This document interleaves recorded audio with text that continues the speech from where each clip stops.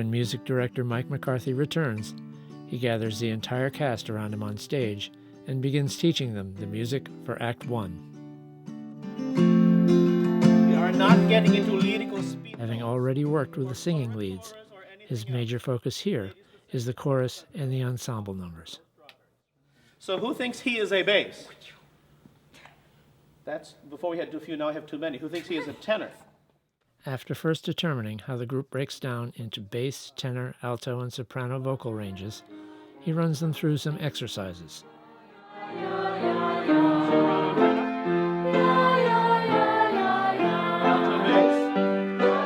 It's soon evident that at least some of the cast need help with the basics. Some of you don't breathe. As I watch you go by,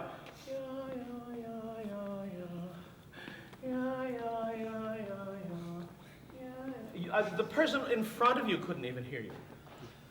Look at the room you're in.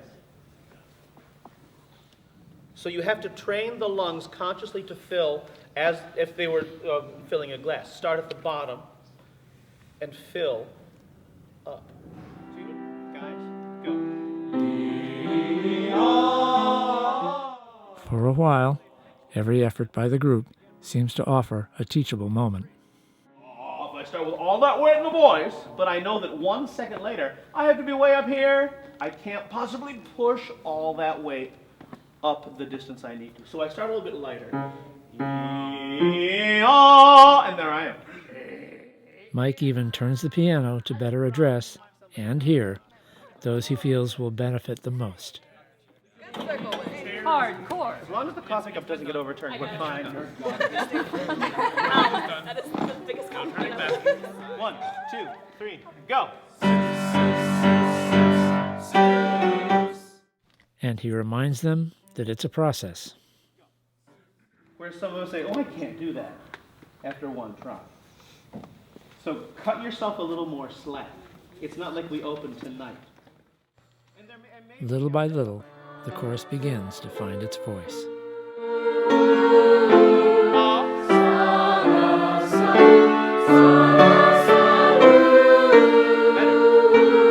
Pattern breaks.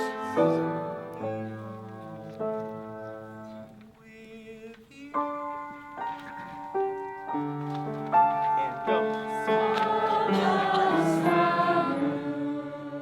And you're on for a month. 2 days later, the work resumes, as do those teachable moments. It needs to get out of my mouth and into the room is one.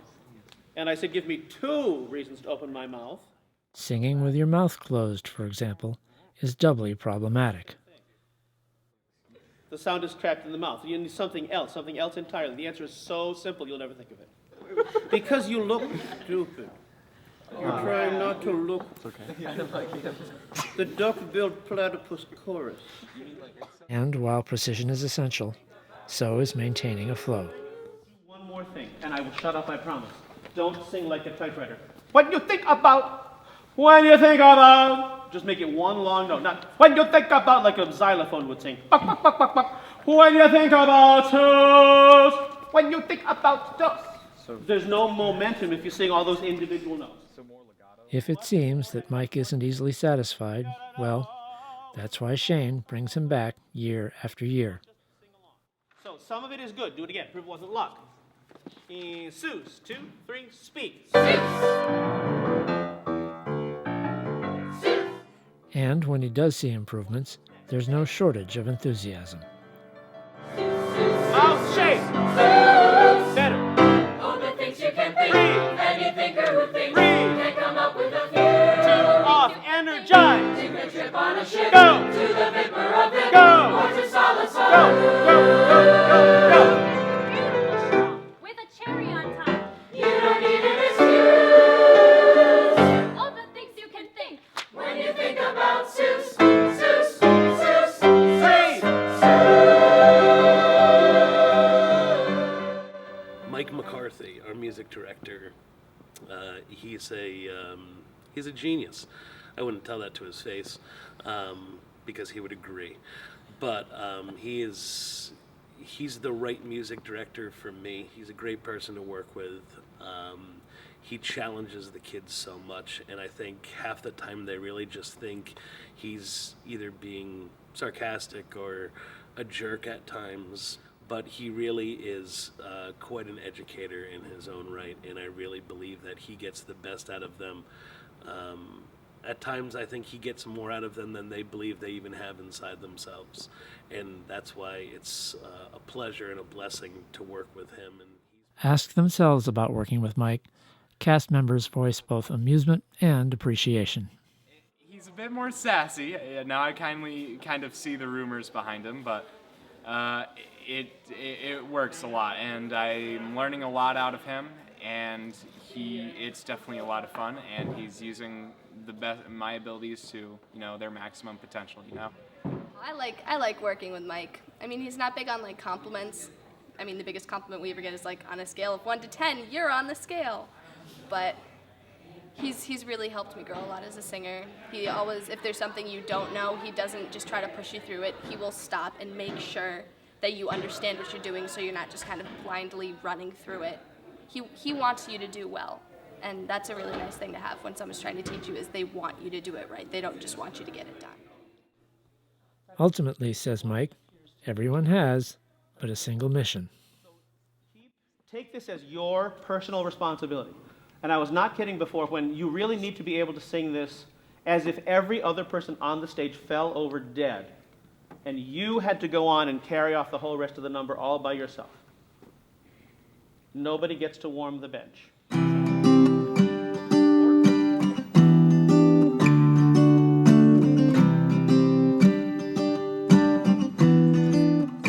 If the performers have their work cut out for them, so too does everyone behind the scenes, starting with the volunteers who find and produce costumes for the show. The production schedule is short, and the costumes and set must convey the Seussian feel, which is, in a word, unconventional. Unlike any of Shane's previous WATERFORDrama shows, for example, this one has characters who must represent, if not actually embody, animals. It's new territory for everyone, and here Teresa Walensky works on a second costume prototype for the characters known as the Bird Girls, having discarded her first effort.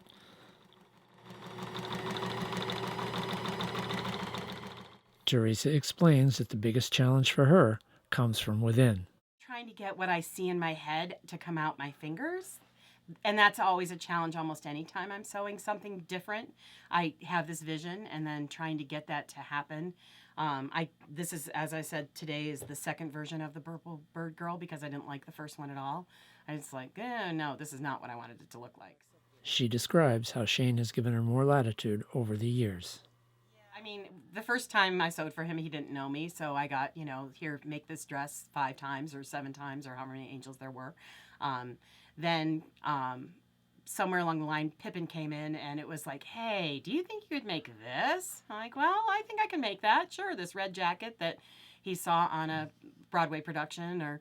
And since then, it's been, here's a picture of so-and-so, doing this role. Can you make this dress? Can you make the red? Teresa works quickly, and that afternoon her creation is ready for a test fitting. While not all the costumes need to be created from scratch, what's on hand from previous productions goes only so far. The Who's from Whoville, for example, are to be dressed in flamboyant reds, oranges, and yellows. Fortunately, Kim Kotzen, who has worked dozens of shows with Shane in many capacities, is skilled at scavenging. I go to Goodwill's. I have my own costume stuff at home that I go through. I look through everybody's closet just to see what somebody might have. And then, then we try and work with it. We find fabric and we embellish, add scarves, whatever. So. Then, too, some items are available right off the rack.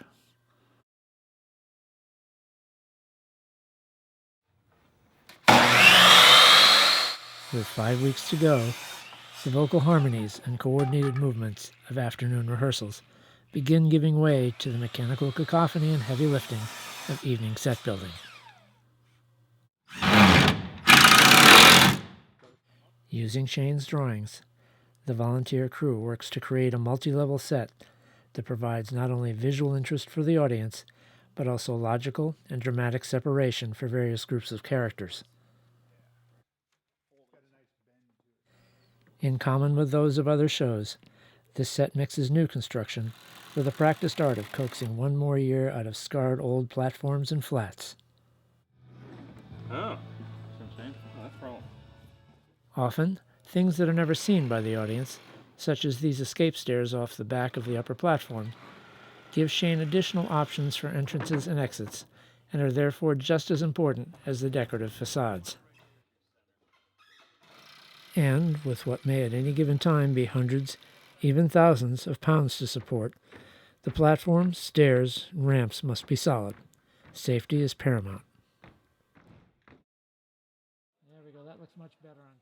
Yet another part of the drama mosaic is the construction and collection of properties, props for short, all the objects the actors carry with them or use on stage.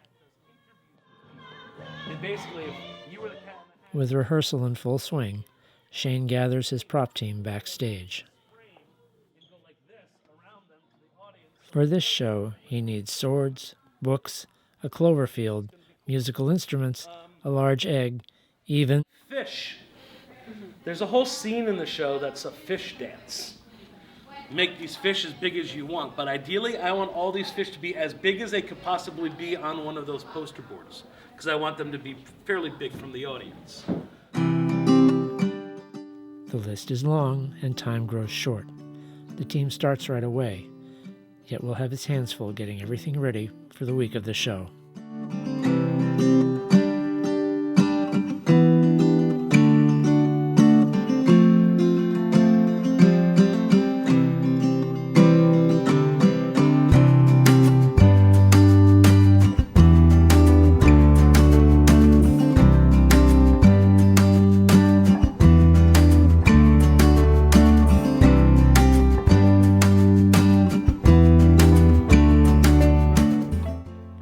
Opening night is now 4 weeks away. As if from an artist adding colors and textures, the picture of a show has begun to emerge from its rehearsed fragments.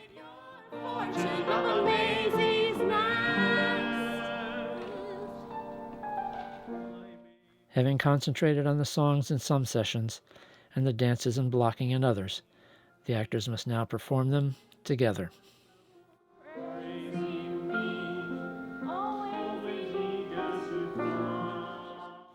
Mike, playing from the orchestra pit where he will eventually conduct, and Shane, Sarah, and Kelsey directly behind him, can now see and hear what works and what needs work. The egg is all yours. No, don't pick me. I'll cry. Don't block your face.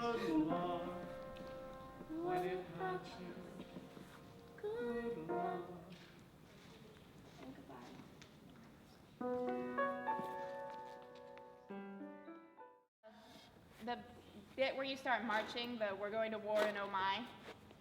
Make sure everybody's there by Oh My, okay? There are many adjustments along the way. You can be interacting with each other about how crazy he is. I just want it to look like that for a little while, okay? Stay there. Stay there. Stay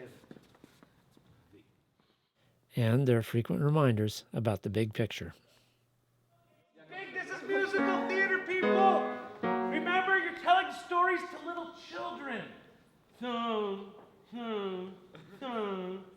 I don't think we'll cut it. So, a jungle creature, one of your own, sold into the circus.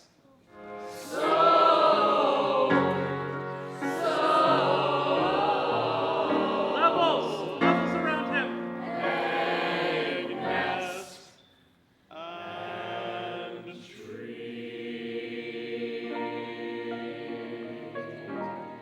And now start mournfully going away. A lot of these are snappy movements that Kelsey gave you, which means you can't be lethargic and I'm putting my arms up. All right? So be aware of that. Oh, the things you can think. It's not, oh, the things you